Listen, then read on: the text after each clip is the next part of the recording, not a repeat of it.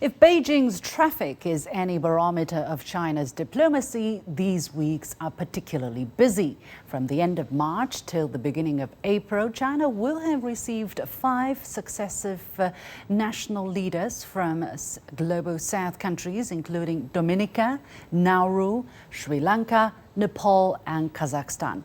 The dignitaries have been warmly received by top Chinese leaders, including President Xi Jinping and Premier Li Qiang, and agreements have been reached to further deepen ties.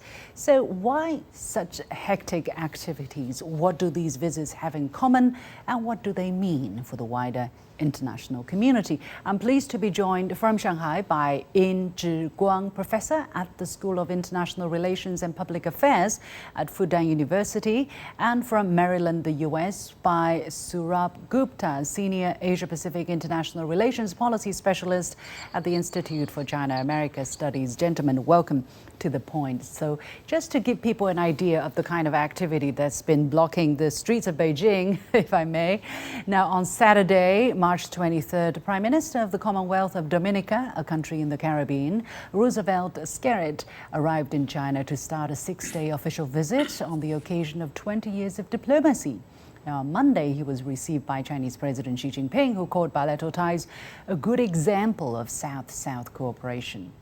On March the 24th, President David Yang of the Republic of Nauru in the South Pacific arrived in Beijing for a state visit that's 2 months after the country resumed diplomatic relations with China.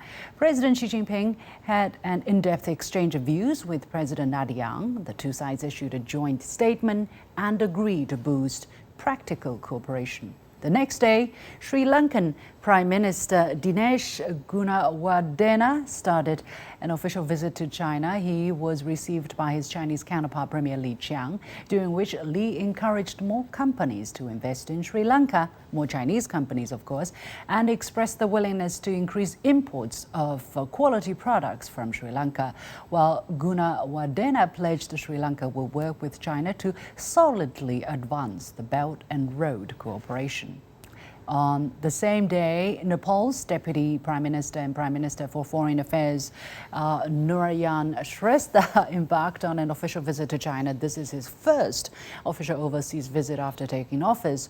Both sides are expected to cement their traditional friendship and good neighborliness. And from March the 28th to the 30th, Kazakhstan's Deputy Prime Minister and Minister of Foreign Affairs, Murat Nurtliho, will pay an official visit to China and attend the first China-Kazakhstan Foreign Ministers' Strategic Dialogue. So a lot is going on indeed. Professor Ng, let me go to you first. Why the lineup? Why so many global south or developing countries seem to be coming to China all around the same time? All right. Thank you very much for having me here. And I think this is not the first time that the global south countries has been interested in visiting China, and it certainly won't be the last.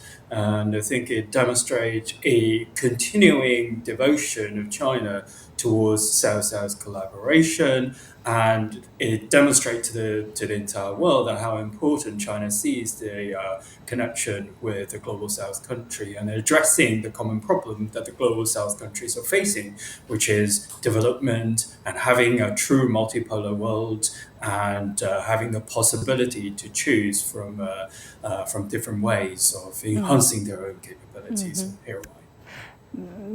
Professor Gupta, we have you from India. There's nothing about why we choose an Indian guest, originally India. I have you on the show because of your objective opinion, as always, and your very insightful comment. So how do you look at the fact that these countries seem to be, coincidentally arriving here? Is it because really this is a busy springtime, a good time to visit, and people don't want to wait longer? Or is there some kind of trend really demonstrated here?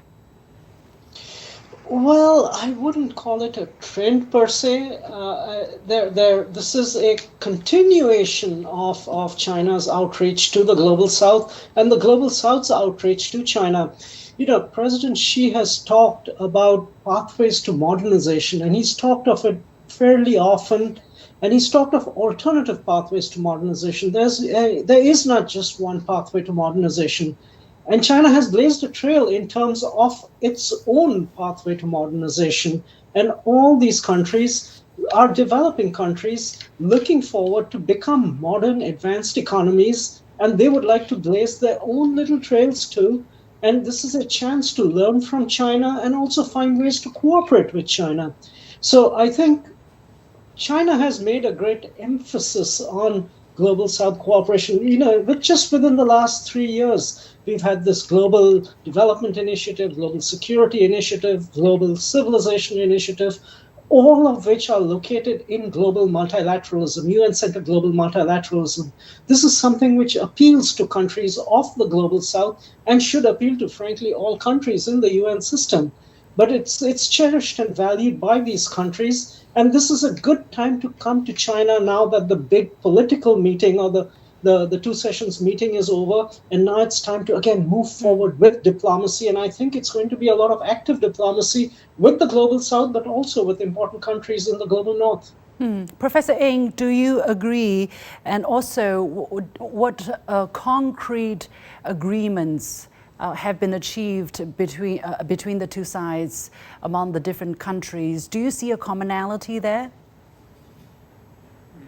I absolutely agree. I think this is a great time, and it shows China's determination in working together with the global South countries and the world in large. And in terms of concrete achievements, and I think the emphasis on utilizing the existing framework, such as Belt and Road, and enhancing it, and continuing to press on the importance of high quality open door policy and the enhancement of our national capacity across the world, uplifting poverty, all sorts of things, focusing on infrastructures, all sorts of things are considered as concrete. So I also noticed, yes, the word high quality Belt and Road cooperation being mentioned repeatedly among these meetings. Another thing that's also very interesting is, as reflected in the joint statement between China and Nauru, that the two sides agreed that all countries, regardless of size, strength, and wealth, are equals. And also, I see that message being reiterated here and there among the meetings between the leaders of China and the visiting countries. Gupta, this is a principle. Of course, some people would say it's very easy to say, but what you're doing, you're probably not doing it. But why is it important for China to stress this point and repeatedly? I think it's a very important point to stress for a couple of reasons. One is we have the UN-centered multilateralism, but we are unfortunately also in parallel, we are seeing countries devolving or at least wanting to devolve into bloc-like formations. This goes against the very concept of global multilateralism.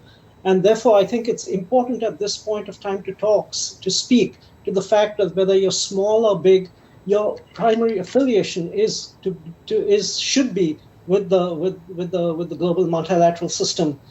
We've also had unfortunate statements come out from time to time. Secretary Blinken, it wasn't too long back, I think sometime earlier this year, he talked about either you're at the table or you're on the menu. And that doesn't sound right. It is not right. And it just as a matter of principle, it is not the way global geopolitics should be approached, even if one tends to think that we're breaking down into great power rivalry, which I don't think is necessarily needed or should be the case, because I think the major countries have enough reasons to cooperate with each other. But I think it is some of these unfortunate winds which are floating in the atmosphere, which need to be tamped down. And I think this is a great example of cooperation. When was say Dominica? When did the Prime Minister of Dominica or Nauru get to the White House last? Is it 1980s? It might be something like that.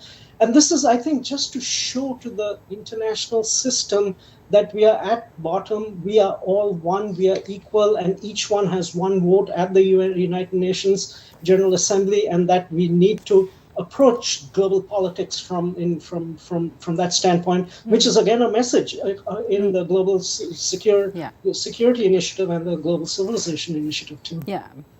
For anybody who may be wondering whether what China's position is concerning the current international order, the Managing Director of International Monetary Fund, or IMF, Kristalina Georgieva, and President of the World Bank Group, Ajay Bonga, have been received by Chinese Premier while they're in China to participate in a very high level. So in case there is doubt that China is shifting away its commitment from the current international structure, we also have, of course, the efforts by China to open up and to strengthen or stabilize relations with other Western countries. Professor Yin, what is China trying to balance here in terms of diplomacy, being a very important member of the Global South, but also trying to stabilize its relationship with the Global North?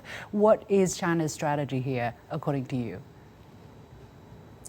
Well, I think a true multilateralism emphasizes on the equality of all, not necessarily, but under a certain hegemon. So what China is doing is to demonopolizing the global political structure and financial structure that supports it by first recognizing the importance of the existing structure, but at the same time by emphasizing the importance of introducing more choices for the world, choices of political and international infrastructure and economic structure that truly brings forward the equality among particularly the small and weak countries, which are formally not recognized, unfortunately, in the hegemonic world order. And this is to go back to what the UN Charter was suggesting, the equality, regardless of big or small, the equality of countries. Thank you very much. We have to leave it there. Lots to unpack, but I hope we have already shed light on some of the key messages. Professor Yin Zhiguang and Sourabh Gupta, thank you for your insights.